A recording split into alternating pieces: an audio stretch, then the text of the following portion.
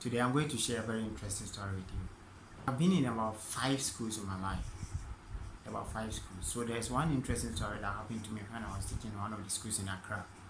You see, there is this one particular boy that always used to buy okay, let me say there is this one particular boy that his parents, let me say his father specifically, his father used to come to school with him in the morning whenever the father is coming. So the father used to come to school in the morning when the father is having a break at work.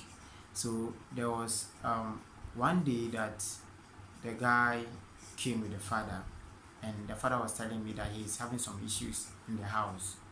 Yes, with the wife. So the wife left the kid for the father. So the father is the only man who is taking the only parent who is taking care of the boy. So the mother traveled to a different town. So we the teachers sometimes when there's a problem or there's something we try to solve certain things out. You see some of the parents, they are not financially, not everyone is all that financially strong to take care of certain things in school. So sometimes when there is a problem concerning financial issues, we the teachers we try to help a lot on the child. So there is one day that I realized that this guy went for a break, and when he was coming, he came with a frog. He bought a frog. So he bought a frog. The frog wasn't too scary, but when you see the frog, you're not I think you not feel comfortable. You see, like we that we are not used to those things. So the guy used to play with the frog and also used to play with the frog with his colleagues, with his friends. So there was one day that after buying the frog, about a week time, then the guy in a week time, then the guy went for a break, and when he was coming, he bought a snake. So the snake that the guy bought wasn't just an ordinary snake. It wasn't just a small snake. It was a snake that is so scary to the extent that when you see the snake, you feel like you have seen a real snake because the snake was a bit bigger. So when this seriously, frankly speaking, when the snake is lying down and you see it, you'll be scared. I tell you, you feel like it is a real snake, and it wasn't all that small snake that you be seeing. They have designed it in such a way that it's a big long and larger to the extent that when you see it, you feel like it is a real snake. So the guy bought the snake and brings it to class in a form of using it as a source of entertainment or fun. So he was using the snake to play. Then one of his colleagues came to me. I was upstairs teaching. Then one of his colleagues came to me and told me that he mentioned the name. I don't want to mention the name. He mentioned the name and told me that guy has bought a snake, and the snake is so scary. So I climbed downstairs and I go to their class. And I asked the guy, who is the snake for? The guy said the snake is for him. And I asked him, why did you go and buy? Upon all the things that you are seeing, you see all these toys that they used to create. We have the toy car, we have toy motor, we have toy television, we have toy even laptop. We have so many things that are in the form of a toy. So they create this thing in such a way that when children see, children can see them and children can also learn from them. So these are the things that they most of the time they sell it around schools. Then the children can see and learn from them. Sometimes we have toy laptop, we have toy televisions, other things, tables and other stuff. And children can see and learn from them. See, in all these things that they were selling, toy aeroplane, toy car, this guy didn't get any of them to buy. The guy went ahead and buy a toy snake. And the one painful thing is that the snake wasn't just a toy, but it was so scary that when you see the snake, you feel like it is a real snake. So even when I hold the snake for the first time, I was so scared because it felt with a very cold texture, with a very soft, and it was so cold. The texture, seriously, when you hold the snake, it was so cold and it was so soft to the extent that when you hold it, you feel like you're holding a real snake. So I was so seriously, I was so frightened, I was so scared, and I saw the snake. So I talked to the guy that out of all the things that was there, he shouldn't go and buy a snake. In as much as we all have our personal preferences, You can choose to buy whatever that you want, but certain things are not supposed to. As a student at that young age, you're not supposed to go out for those things. So I talked to the boy, and I talked to him and let him know the right thing he's supposed to do the next time. So after talking to him and everything, It was after break, then I'll go ahead with my lessons in the next class.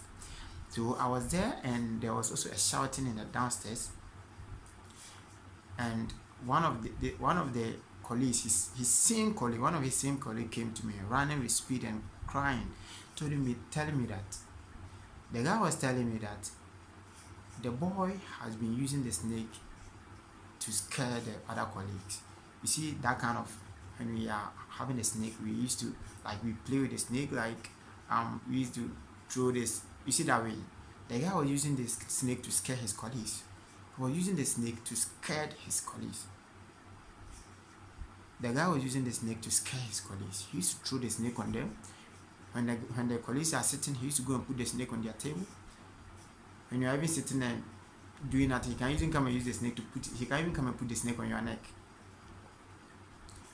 Which eventually he do that in that way. He continuously do that, and he threw it on one of the girls, and the girl fainted.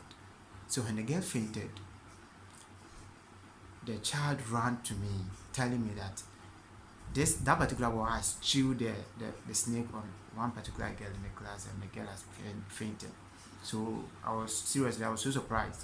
So I climbed down again, and I go and hold the girl. So we took the girl to the nearest hospital, and we tried to sort things out. We talked to the doctor. The doctors take a very good care of the girl. Seriously, the doctors treated the girl nicely, and it was about around, let me say, in the afternoon time that we tried to reach out the parent and tell the parent what has happened. So we have to let the parent know the cause of the issue. So we explained everything to the parent. Then the parent was, from the beginning, the parent was feeling very bad, very bad. The parent was feeling very bad, but we talked to them. Then we explained things to them for them to know it wasn't the fault of the school. It was one of the boys that did this. Then you see, so we tried to explain everything to the parent.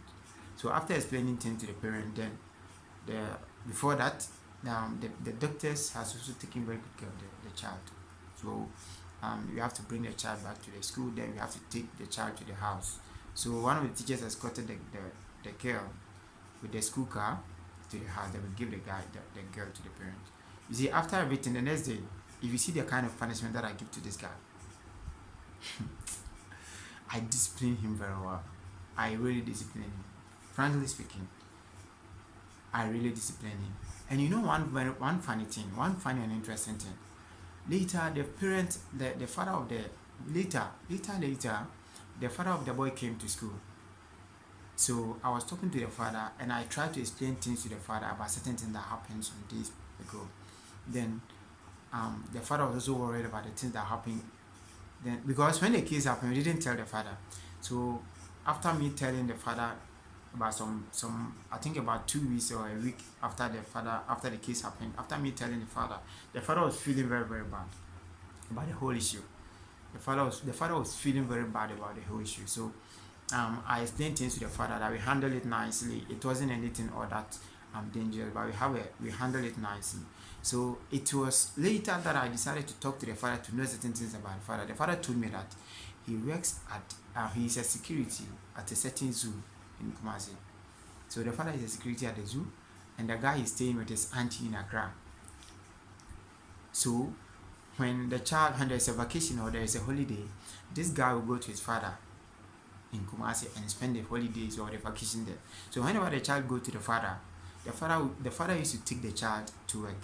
So when the father take the child to work, this guy used to get to know all these animals. So he has developed interest for animals at that young age, because he has been seeing these animals. Yes, he has been seeing them. Because of how he see these animals, he have some interest in them.